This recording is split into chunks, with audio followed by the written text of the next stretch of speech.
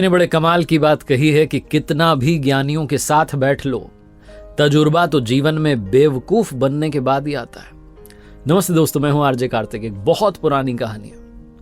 एक बार यमराज ने अपने देवदूत को धरती पर भेजा एक स्त्री की आत्मा लाने के लिए।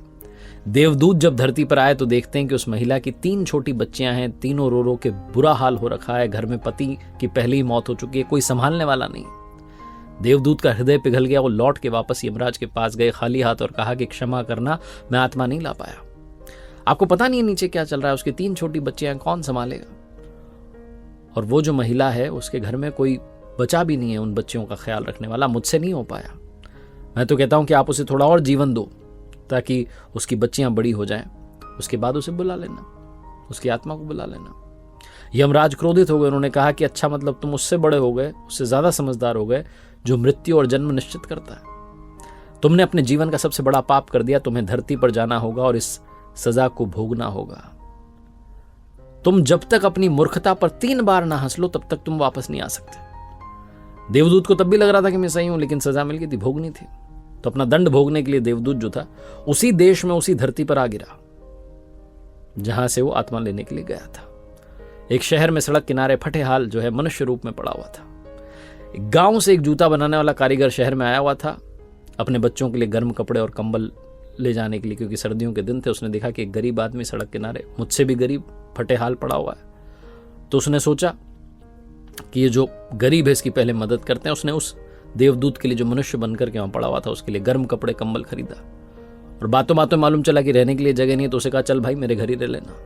जब साथ लेके जा रहा था तो कारीगर ने समझाया कि भाई मेरी पत्नी गुस्सा करेगी, क्योंकि पैसे बहुत मुश्किल से जमा किए थे, हमारे बच्चों के लिए कपड़े लाने थे, मैंने तुम्हारे लिए ले लिए। वो जो भी बोले सुन लेना। घर पहुंचे तो कारीगर की पत्नी ने गुस्सा करना शुरू किया। देवदूत को जोर से हंसी आई कि समझ ही नहीं पा रही है कि घर में कौन आ गया, देवदूत आ गया, पूरा घर जो है दौलत से भर जाएगा, बहुत सारा धन होगा, ऐश्वर्य होगा, संपदा होगी। समझ ही नहीं पा रही है। बस ये देख रही है कि भाई मेरे बच्चों के कपड़े नहीं आए। वैसे भी इंसान ज्यादा दूर का कहां देख पाता है। तो कारीगर ने पूछा, भाई हंस क्यों रहे हो? तो उसने कहा, मैं अभी नहीं बताऊंगा, 3 बार हंस लूं तो फिर पूरी बात बताऊंगा। कारीगर की पत्नी ने थोड़ा गुस्सा किया। उसके बाद वो रहने लग गया देवदूत। जो काम कारीगर कर रहा था जूता बनाने का, वो देवदूत ने करना शुरू किया और इतना कमाल का काम करना शुरू किया कि पूरे देश में ख्याति फैल गई। यहां तक कि उस देश के सम्राट के जूते भी वहीं से बनने लगे। एक दिन सम्राट का आदमी आया, बहुत थोड़ा सा चमड़ा था उसके पास। उसने कहा कि बहुत कीमती चमड़ा है, इससे सम्राट के लिए जूते बनाने हैं। ध्यान रखना, जूते बनाने, चप्पल नहीं बनानी है, क्योंकि उस देश की प्रथा थी कि चप्पल तब पहनाई जाती थी जब इंसान की मृत्यु हो जाए। चप्पल पहना करके उसे मरघट तक ले जाते थे। तो उसने कहा, भाई ध्यान रखना, जूते बनाने, चप्पल नहीं बनानी, चमड़ा बहुत लिमिटेड है। देवदूत को तो सब पता था। उसने चप्पल बना दी। जो कारीगर था जूता बनाने वाला, जो लेकर आया था उसे अपने घर में, उसे गुस्सा आ गया। उसने कहा, तुझे समझ नहीं आती, तू मरवाएगा, फांसी दिलवाएगा। सम्राट के लिए जूते बनाने थे, इतना ही चमड़ा बचा था, तूने चप्पल क्यों बना दी? लकड़ी उठा करके उसे मारने लगा। तभी सम्राट का आदमी दौड़ता हुआ और कहने लगा कि सुनो, उस चमड़े से तुमने जूते तो नहीं बना दिए, उस चमड़े से चप्पल बना दो, क्योंकि सम्राट की मृत्यु हो गई है। और सम्राट तो चाहते थे उस चमड़े से बने हुए जूते पहनना, लेकिन चप्पल पहनाकर ही उन्हें मरघट तक ले जाया जाएगा। इन्होंने तुरंत चप्पल ला करके रख दी कि तैयार है। सम्राट के आदमी को सूझा नहीं, फटाफट लेकर के भाग गया। जो जूते बनाने वाला कारीगर था वो देवदूत से कहने लगा कि भाई तुम्हें कैसे पता था? ये जोर से हंसने लगा देवदूत। इसने कहा कि अभी कुछ मत पूछो, बाद में बताऊंगा। एक दिन और घटना घटी। 3 लड़कियां एक बूढ़ी महिला के साथ में इनके आती, कहती कि हमारी शादी होने जा रही है, बढ़िया से हमें जो है सैंडल्स बनवाने।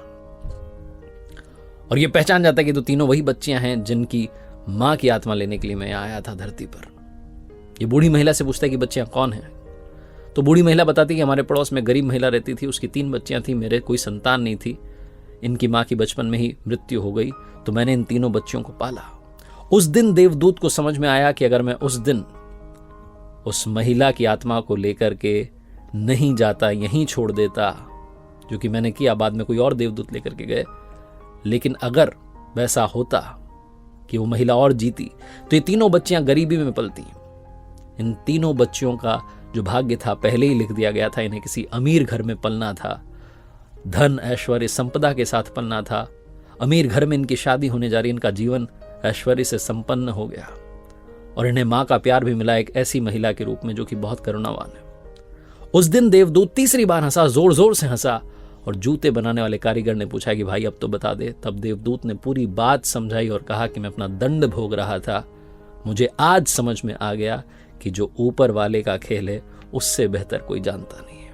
इसलिए क्या होगा, कैसे होगा, अच्छा होगा, बुरा होगा, सौभाग्य होगा, दुर्भाग्य होगा, ये सब सोचना बंद कीजिए और अपने जीवन को जीना शुरू कीजिए।